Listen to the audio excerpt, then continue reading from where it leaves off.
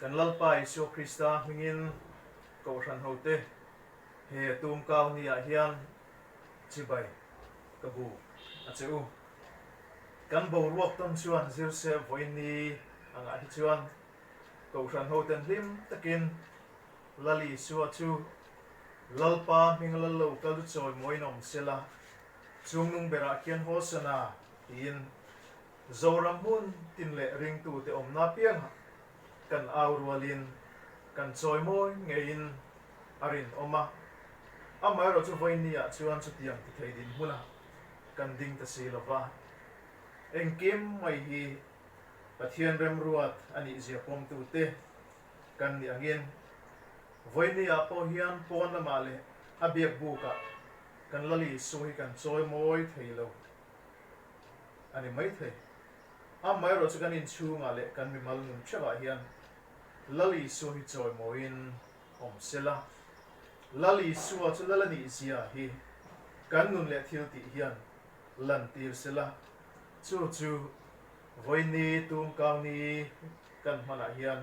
he karil ruwa om lian ber ani pathian tu thiang dim Philippi bung hi chang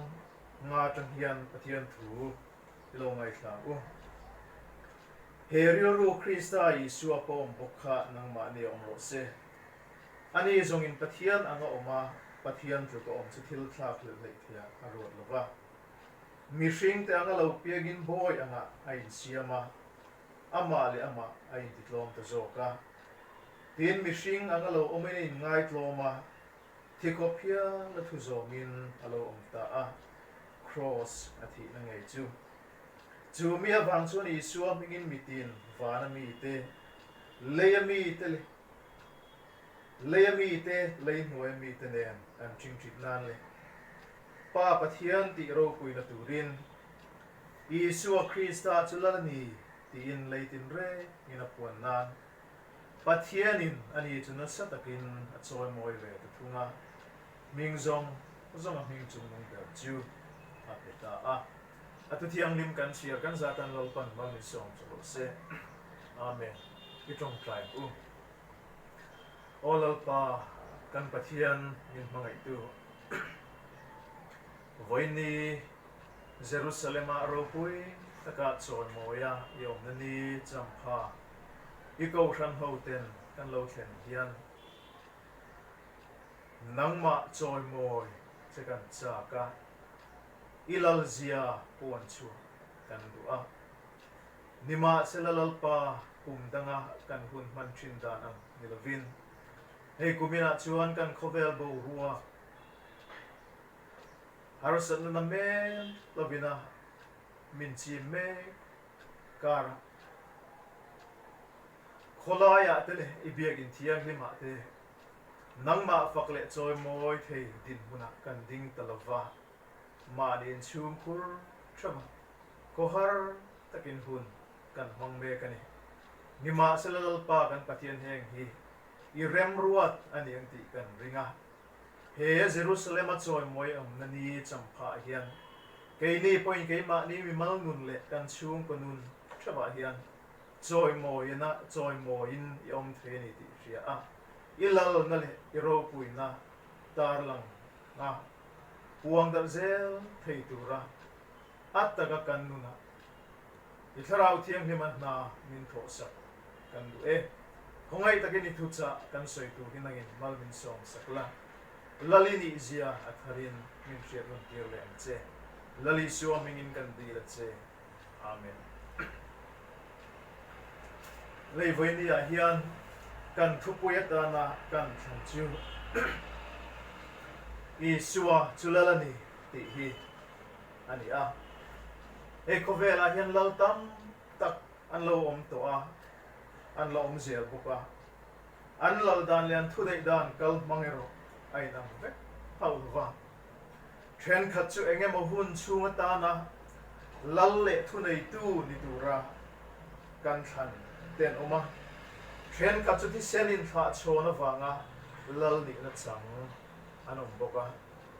tin thren khat chu in do na le sipai chakna thil ti theina awanga lal thu thenga thu anong boka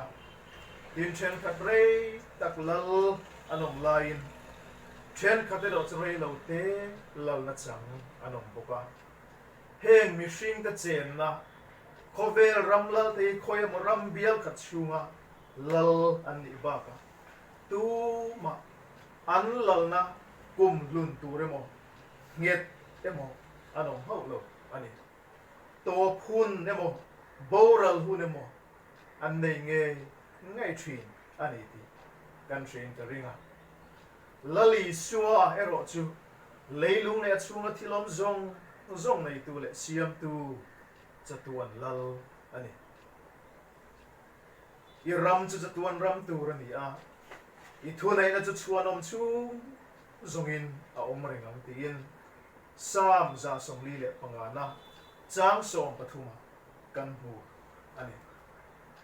nima sila lali suwa chu chatuan lal nima sila alal hei khovel mi ten an thiam thailo ani lali suwa alo pian tur thule alal rama chon rem na in to pintai anai lo tur thute thu thum huya zol nei hovin apian ma kum zasari daya to khan alo pum to a Israel chon an ma ni chan suak tur Mesia lo piang tur chu Mesia lo kal tur chuan Judate aron choi sang nga nam dang op be na tangin ron chan suak nga nam dang zong te chu a thu noya da in Mesia win hun zalen hun rang kacha an che na nga chatua nin ama ne ro an real to don ani ti hi an nga fak le be se ber ani chi ani nima selam be se lo te bin lali suwa chu min hoi nung betadin hun ron chan puin lom takin Bethlehem bong ina aron pianga si hal tele chung leng sava da tu point lunga na po nei lovin he khovela ro aron bola Judate be se Mesia lal ani na re kha akhosak khuma khan alang haulo ani chu mai ne lovin ro rel tu tele le khasiak tu ten an ngai thei lova leilunga ta no bo hial du kapin achunga lei an le ani ti kan mu ani thilmak tam takati a dam lawati dama mi thia kai thova ma se chu ti chung point Mesia ani na kha an thiam pa khau lo a hun top don theng po khan ama zir ti te nge po khan alo kal chan ani na le thil tum kha an la shafia to lo ni na shia ani mai thei ani mi te na ngang mi nge ni an shia tia zo khan azir ti ka chuan baptist tu zohana emo Eliza emo zol nei tu emo anti che tin an chang pani ka lali suana ni le tunge ni biti tin azo zui ve ngal chadani ti kan hu ani heng te wang hian ani mai the lali so ena rom bon le thil ti makrang mangin Mesia ani zia alo bulan tir to a ma se zu ti chung po an la hei fo wangin thu thum hlui zol nei ten an lo soi Mesia ni zia an la hria thiam thei tat lo wangin tharau thila in lan tir mai du to lovin thil ti nen alala ni zia lan tir tu le zol nei te lo soi lo khen fam kim na turin lali so hian Jerusalem alal angalwa joy moi hi jul ati ani mai thei ani chu Jerusalem ro pui taka joy moi ani na chan kha nin alam ani lali suwa hi thil siam khove lal ber ani sam ziak tu chuan leilung le chunga thilom zong hilal pa ta ani a khovel le a chunga cheng te nen hian ati a thoril tu bung thum chang som atanga som le panga chuan thilom me te hilo om to sa khani a thilom tu te chulo om to sa bo khani pathian chuan abo to te kha aron lakir le zel ani tin asoi boka kovela hian mi fingten thil maktam takan mu chuaka an siam chuaka thiro puile chang kang tak an mu chuaka an siam chuaka an la mu chuak le zel boka ni ma sela heng thil mu chu ro pui tak te hi thil lo la om lo atanga mu chu ni lovin alo om to sa atanga mu chu ve ani a mu chuak tu mi hring te tu ma chapo thei anom hau lova pathian ina aphal chin ba ki tu mai eng ma an mu chuak thei lo ani nun na phei chalal pa ta bil ani ta wang tu mai nun na an mu chuakin an siam thei lova khovela mi fingber po hian fang mir tak nial po siam thiam hau lo hei hian thil siam khovela hian lalani zia atar langa hipuile tui phone laklo lai po haure chua theya changper sang pangale sangha pani lek mangin mi puisa nga asai por theya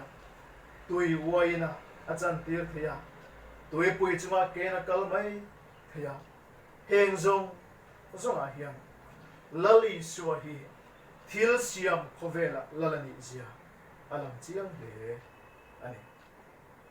tin chu mai ni lo nat na le thina chunga lali suahi lal ani lali suahi thenchin a pianga mid delta mid avara bengong te beng avara kal thailo te kenan kala kut zengten an kutan phar chuaka pharte ti thiang dimin an oma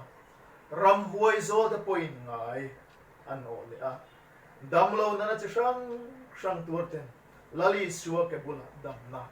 an changa heng zong hian lali suwa hi lalani zia an tarla ani voinia po hian khovela shila om takin bu a khor meka heng shila om le mangan tha taklo theng po hi lali suwa thunai na huaya theng le lo om ani yang ti hi a chiang reng maya chu vai heng shri lom te poi lali suan trul ati huna chuan adu huna chuan eng tik lai poin ati top thei ani ti hi thin chiang ta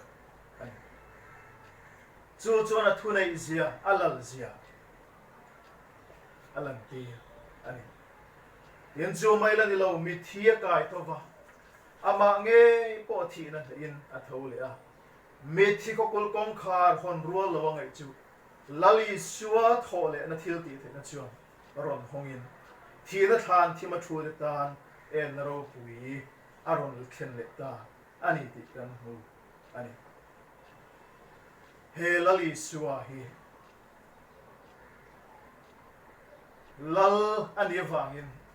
rorel turin alo kal le don ani